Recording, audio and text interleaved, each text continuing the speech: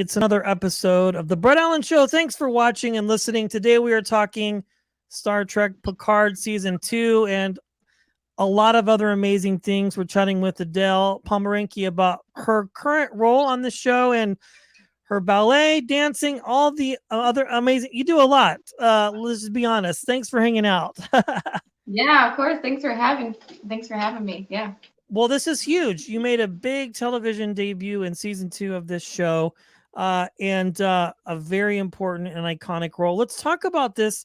How exciting is it for you? I've been following you on social media too and watching your posts talking about being on the lot and just all the excitement that comes along with this. How does it feel to have been a part of this and to continue on with such great success? It has to feel amazing, I would imagine. It does. It does feel amazing. Definitely not where I thought it would ever end up being. Um, it took a while for it to hit me even after it came out. I was like, is that really me? Am I really in this? I'm more than thankful and grateful for it. Just super cool. Like Star Trek, that's not where you think your big TV debut is going to be. You know, maybe like a Netflix original, but I was like, nope, right to Star Trek. I was like, okay, that's a big family, a big franchise, a big like historical just masterpiece to be a part of. Yeah, I mean, I'm telling you, if there has ever been a show that has stood the test of time, I mean, just the universe in general, it has been Star Trek. It's been around for literally for decades, and this by far, I think, is a lot of fun. It gives us an insight to part of that world, but we also get to see Picard again and all the people that come in and be a part of it.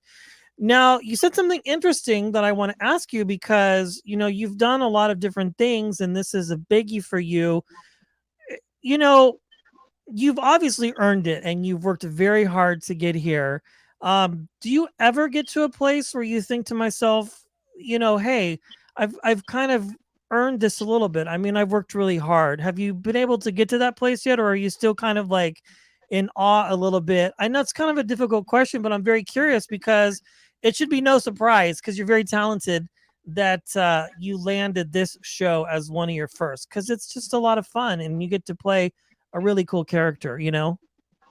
I I think I go back and forth between the two. I think one minute I'll be like, what's next? I need to keep moving forward and keep the momentum going because the hard worker in me and especially the ballet background, you keep going. You can always perfect something. You can always be better at it. And it's very humbling.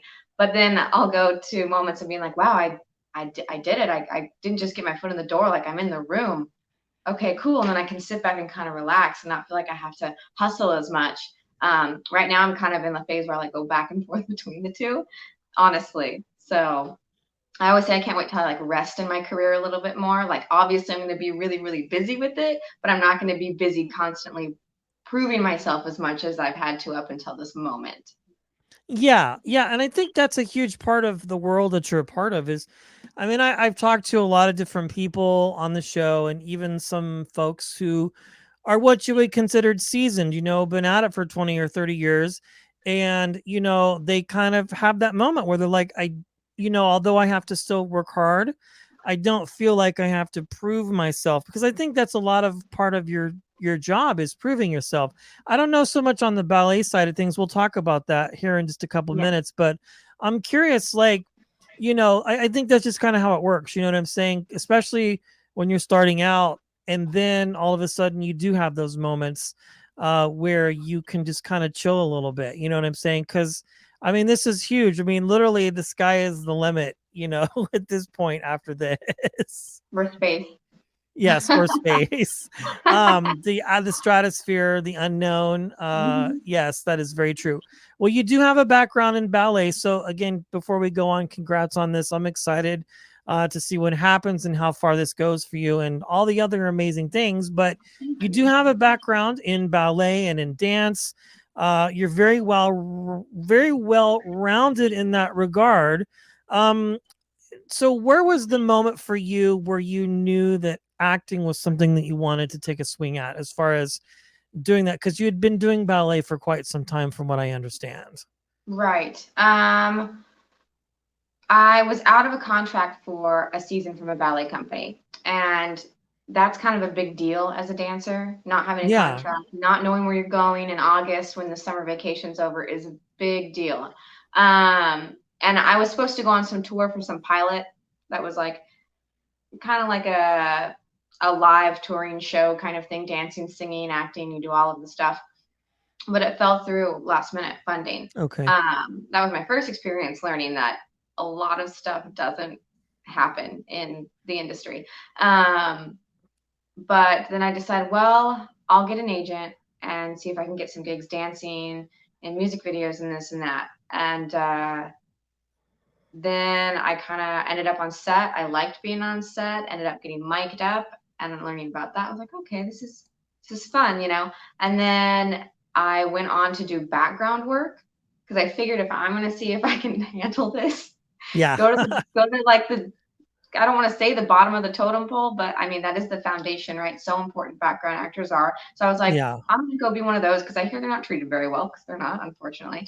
And then, I mean, some sets do probably treat them really great though, but I went and did some background work and got pushed around like cattle, you know, and Yeah. Oh, like, I've done it before. Trust me, I know. yeah, You yeah. just sit there and you Hmm. don't know when you're going to get picked. If you're going to get picked, they might come in and take a look at people and Yeah. say, you come with me, the rest of you stay here. Yeah. Or they might go the opposite and say, we need a bunch of volunteers. And then the Mhm. volunteers are the ones that don't get picked and just sit there all day eating chicken and rice through craft services while you're waiting Or to get picked. the cheese puff balls. Do you know The what I'm talking big about? the big plastic Yeah. bottles of the Oots Where cheese balls. Yes, there's I know. always those and red vines and really bad coffee and styrofoam cups. Yes. Great. So, and I just kind of paid attention to the whole thing, like what are people doing in all different facets of it. And I was like, okay, this is kind of like a big ballet, honestly. And I got interested in it. And when I did the movie Novitiate, I was a recurring um, featured character on it. And that was that was the first feature film I was ever in. Unfortunately, we didn't get credited for it. There was um, but because of the funding, I guess, who knows. But I really fell in love with it there too. So it was probably in Nashville when I did some background work and then ended up doing some featured background work on a movie. And I said, I want to try getting over there and doing that. And then I got some lines in a short film and it felt like home to me and I felt appreciated back. And I was like, I think I'm going to go for this while still doing ballet, of course, because, can't give that up. No, do you still get a chance to practice and do that in the midst of all the busyness that you're a part of? Yes, I make time for it every day. I did a class this morning. And then when I was on set for Picard, it was funny because COVID, it was over. And the winter beforehand, we didn't do Nutcracker tour. And I was living in Anaheim before COVID lockdown. And then I moved back home. So I went back to Anaheim Ballet to do the Nutcracker tour. And I'm getting back in shape because we filmed at the end of the summer in August, and that's when you start going back to the studio and rehearsing. That's when we hear Nutcracker music as ballerinas in August, in case anybody's wondering. Yes. So Christmas music for us starts in August. And so I was actually doing bar on set in between like takes because I needed to get back in shape and I needed to get ready to do this tour right after we wrapped. So yeah, I made time for it and I still do. That's great. How funny. I bet all of your cast members and everything were probably like, what is Adele doing? Is she Yeah, stretching? What's going on? But that's cool though, actually, because then it lets people in on the fact that what you do yeah. also. I was like stretching my leg or something because I was taking a while to move the camera around. And Michelle Hurd was like, "You're a dancer." And I was like, "Yeah." She was the only one that kind of called it out right away, I guess. Or I guess her sister's a dancer. So I was like, oh, okay, good. Now I don't feel as ridiculous. I'm known for doing ballet on set, though. If I feel like the long days are getting me out of shape, I have no shame. I will just do something to get myself back into shape or stay in shape. Yeah. No, I mean, I Hmm. think it's great. You got to do what you got to do to keep Yeah, things man. moving. Yeah. Absolutely. Well, this is a lot of fun. Star Trek Picard. and all the other projects you've been a part of. One last question. Again, you've been doing a lot and you've been very busy either as a dancer or as an actor and performer, but was there ever a piece of advice that was given to you that sort of has sustained you, Adele, and kept you going in the midst of your career? Yes, I used to have really bad FOMO, which is fear of missing out. And my dad looked at me one day and he was like, Marie, because my middle name is Marie. My father calls me Marie. And he's like, Marie, you are not going to miss out on the opportunities that are meant for you. It's impossible unless you are proactively avoiding them and making bad decisions with your life. You are not going to miss out on the opportunities that are meant for you. Love it. And that was like, whew, okay. And he's been right, because there's been times where I've done 1,000 auditions and reached out to a million different places and tried to get work. And then Picard came along without me really putting much, effort into it. Somebody just saw that I was a hard worker and wanted to give me an opportunity. And I was like, okay, yeah. So that's the best advice. I love it. Good words of wisdom to live Mhm. by. And oftentimes, I think in any sort of creative world, we find ourselves being competitive and we're like, well, why did this person get this or this person get that? And I didn't. And really, it's just if it's meant to be for you, it Yeah. will be. You know what I'm saying? And that has Yeah. clearly proven itself well for you. Adele Pomerenke, I'm excited for people to see this if they have not.